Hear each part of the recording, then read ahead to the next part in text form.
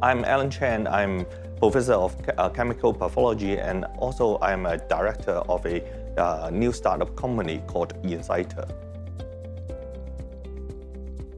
Theoretically, we can detect all types of cancers through the analysis of circulating DNA.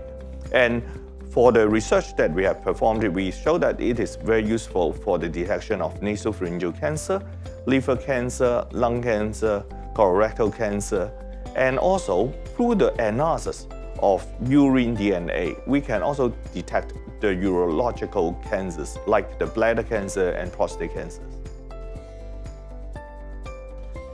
This technology focuses on the analysis of the ends of DNA, looking at where the DNA is cut. Then we can deduce the methylation status of the DNA and use that for very accurately detect the cancer-associated methylation changes. So this method is much easier and cheaper so that we can have a more cost-effective version of pan-cancer tests in the future, and that is the goal of Insighta. One factor is the time commitment, because we don't have enough time for the academics, and the skill set for operating a company is very different from writing grants and doing academic research.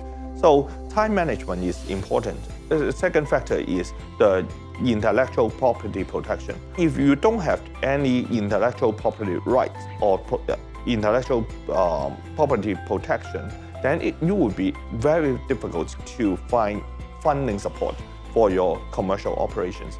Because imagine, in the field of biotechnology, if you have a new technology and the downstream development is very expensive, and carrying out large-scale clinical trials are very expensive.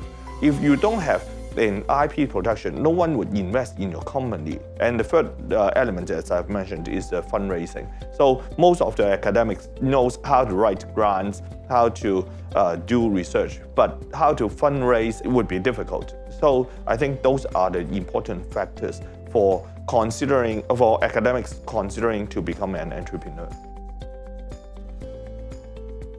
For founding a company, the most important thing is to find your partners. So I have very good partners. My mentor, Professor Dennis Lowe, guides us through all these challenges, and our long-term collaborator, Professor Rosa Chiu. So we work very harmoniously during our commercial operations. And during the early stage of our commercial operations, we also have our previous students who understand both the science and also the commercial operations to help us.